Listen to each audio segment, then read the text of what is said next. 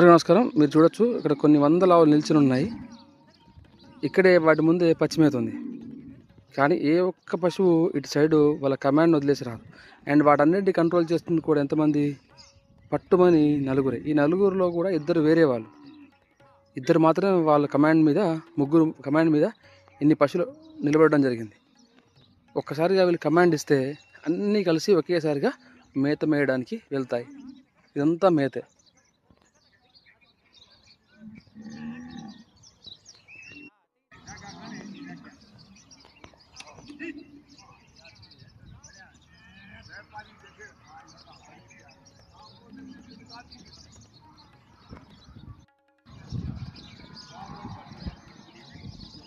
కాంగ్రెస్లో ఉన్న గొప్ప లక్షణం ఇదే అండి. ఒకసారి ఓనర్ కంట్రోల్లోకి వచ్చేసింది అంటే అది ఎంత చేసినా ఆ మందులోంచి, ఆ జున్నులోంచి బయటకు రావడానికి ప్రయత్నించదు.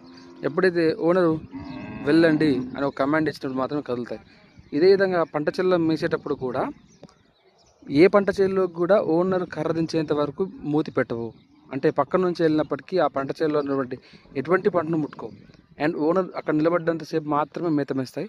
వన్స్ ఓనర్ కర్ర తీసుకొని తన భుజాలను పెట్టుకుని బయలుదేరాడంటే ఆయనతో పాటుగా ఆయన ఏ బాటలో అయితే నడుస్తుందో అదే బాటలో నడుస్తాయి. అంటే ఒక ట్రాక్టర్ వెళ్ళే దారి ఉంటే ఆ ట్రాక్టర్ వెళ్ళే దారిలో కొన్ని వేల పశువులు ఒకదాని వెనకాల ఒకటిగా వెళ్ళిపోతూ ఉంటాయి.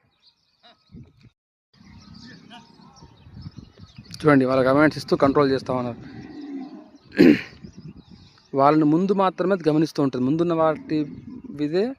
ముందున్న ఈ ఓనర్స్ మీదనే వాటి లుక్ అంతా డిపెండ్ అయి ఉంటుంది.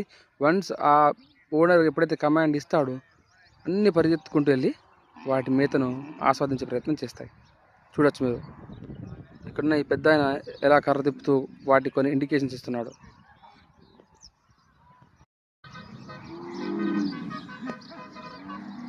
చూడండి, ఒక ఓనర్ వెళ్ళిపోతూ ఉన్నాడు, కాకపోతే ఎలాంటి కమాండ్ ఇవ్వలేదు.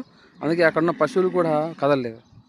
So they are waiting for command కోసం మాత్రమే అవి నిరీక్షిస్తూ ఉంటాయి. వన్స్ ఒకసారి వాటికి కావాల్సిన శబ్దం దొరకగానే అవన్నీ మేతకు వెళ్ళే ప్రయత్నం చేస్తాయి. మేత వేయడం పూర్తయింది.